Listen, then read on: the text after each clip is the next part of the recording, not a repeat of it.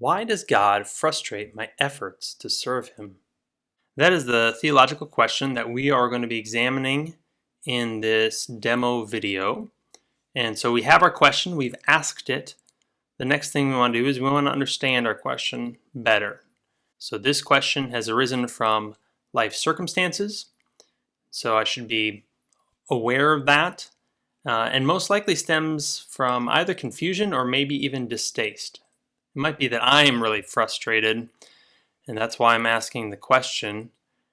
And given that, I should be sure to steady myself ahead of time in readiness to receive whatever answer the Lord would give, whatever answer He would make clear to me through His Word. So I would definitely want to stop and pray and ask for a heart that is open and ready to receive.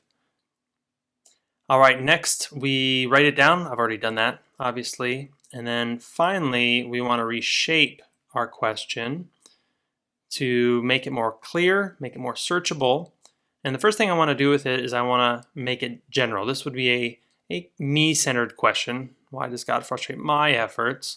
And so instead, let's change it to, why does God frustrate godly endeavors? So that's my first revision, but looking at it again, I think I need to make a further revision because now it's general, but it's also a little presumptuous. Why does God frustrate godly endeavors? Knowing that this is coming from my question about my endeavors, maybe I shouldn't assume necessarily that my efforts, my endeavors are godly. And so let's broaden out to, why does God frustrate endeavors?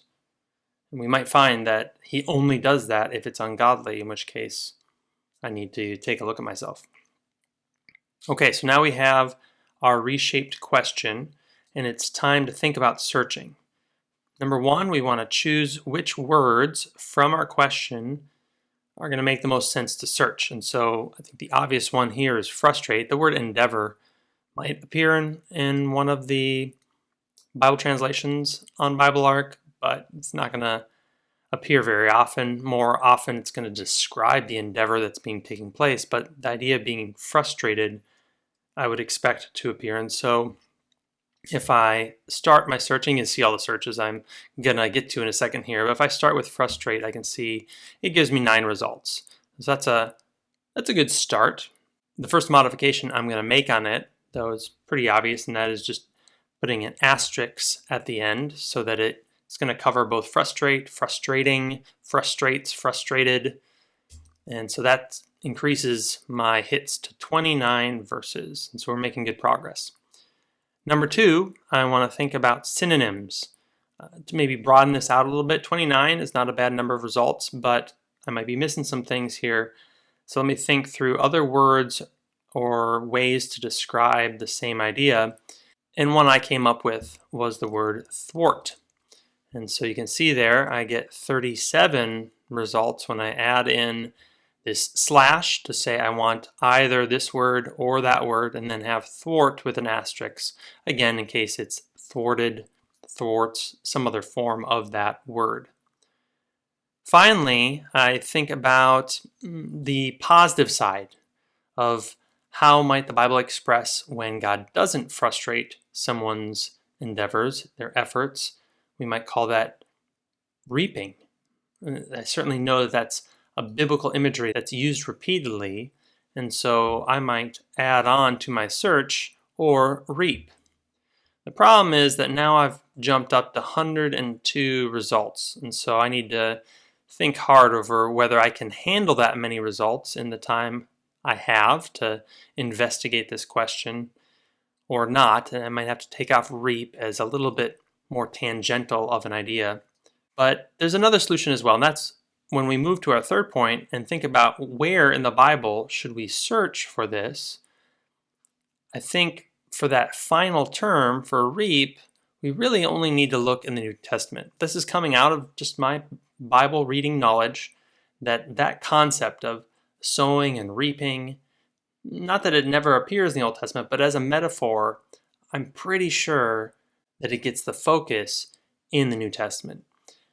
However, with frustrate and thwart, I don't want to restrict those to the New Testament. So what I'm going to do is I'm going to do two separate searches.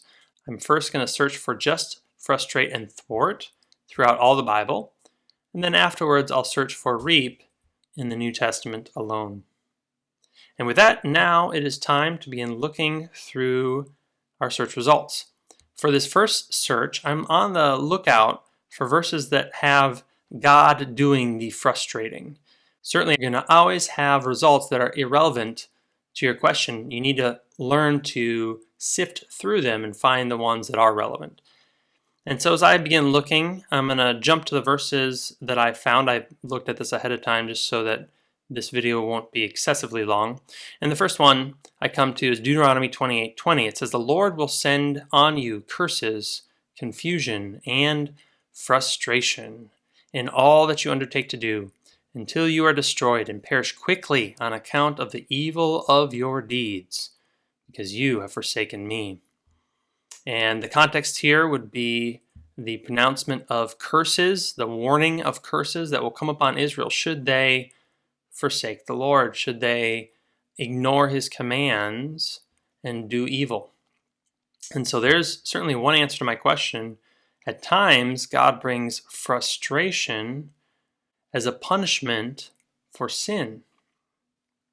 Continuing on, I see in 2 Samuel 17, verse 14, and read, "Then Absalom and all the men of Israel said, 'The advice of Hushai the Archite sounds better than the advice of Ahithophel.'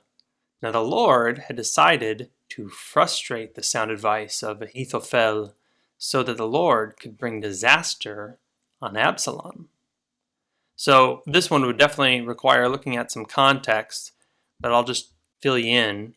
Absalom is rebelling against the Lord, and God means to bring disaster upon him. And he has advisors. He has really wise men to give him military suggestions. And one of those, the chief advisor, was Ahithophel. And he didn't have bad advice.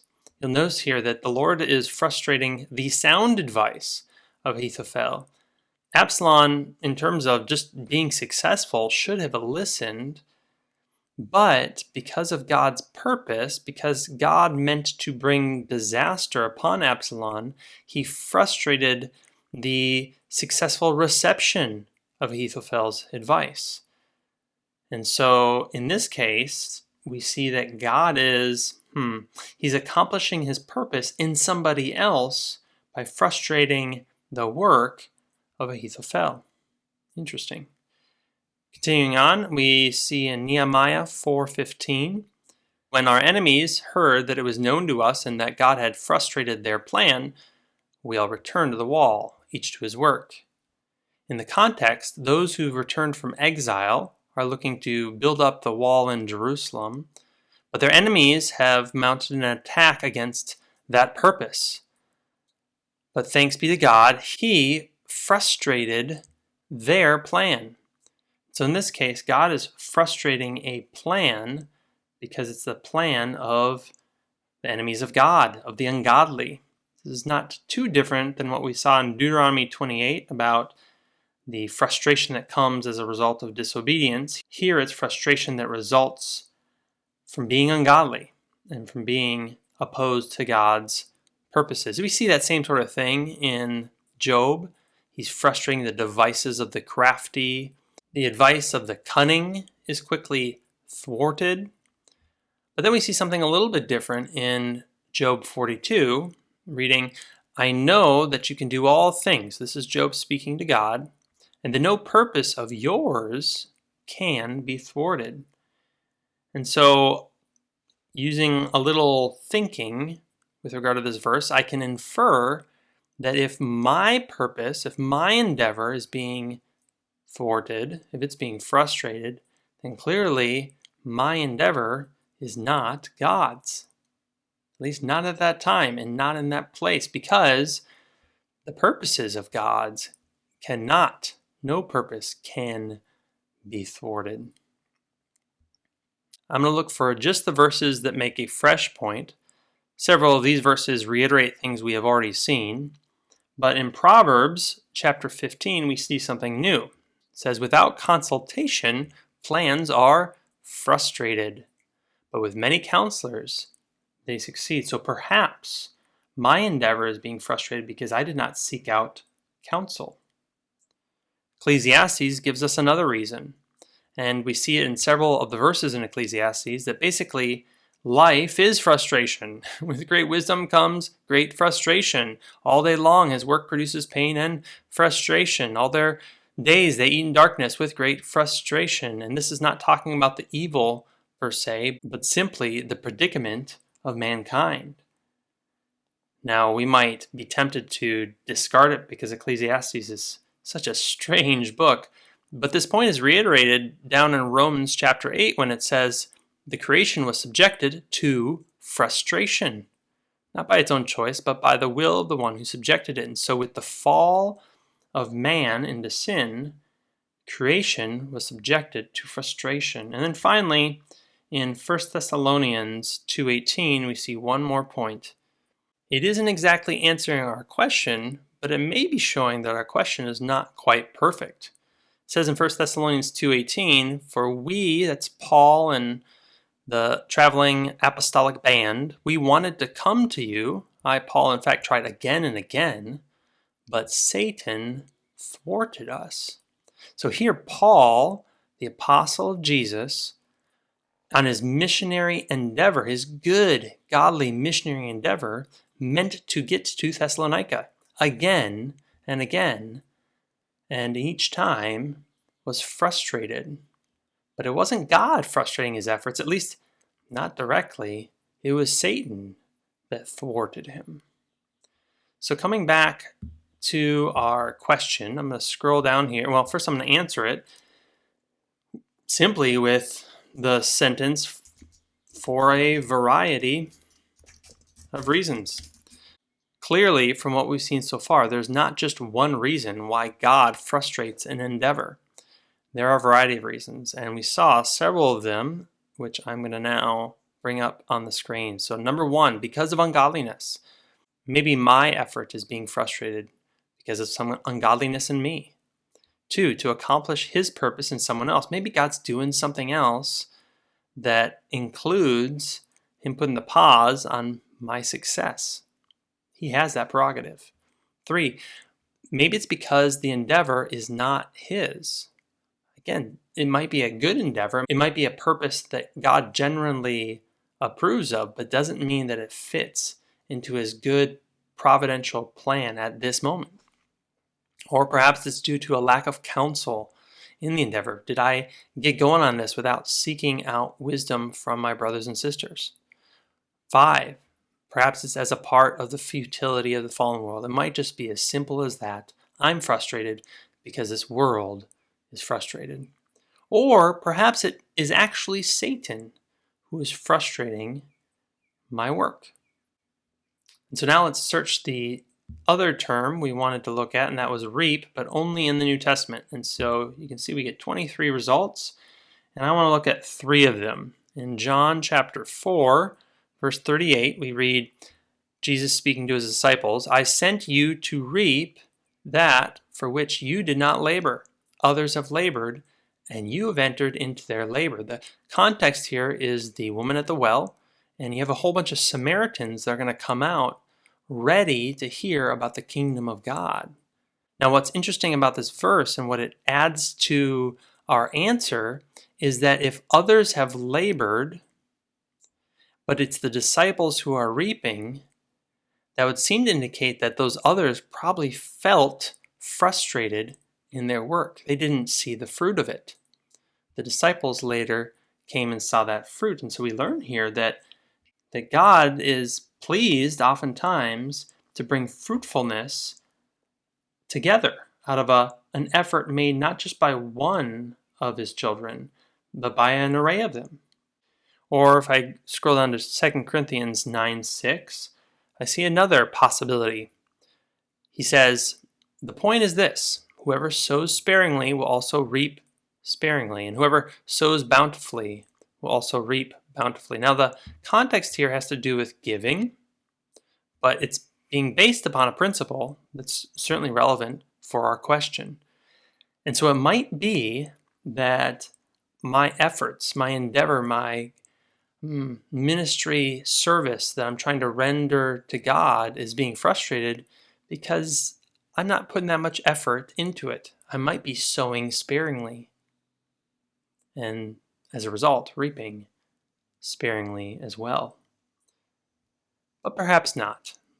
Last verse we'll look at is Galatians 6:9, where we are encouraged to not grow weary in doing good, for in due season we will reap if we do not give up. So coming back to our answers, I'm going to pull it up and we're going to find 3 more answers to our question. Why does God frustrate endeavors? Well, number 7, it might be because he intends to add someone else's work to that endeavor, to that effort, before bringing fruit from it. Or 8, it's due to lack of effort in the endeavor. Or 9, the time for fruit has simply not yet come. This is unlike any study Bible you have ever seen. It might just plunge you into your own deeper study of Scripture.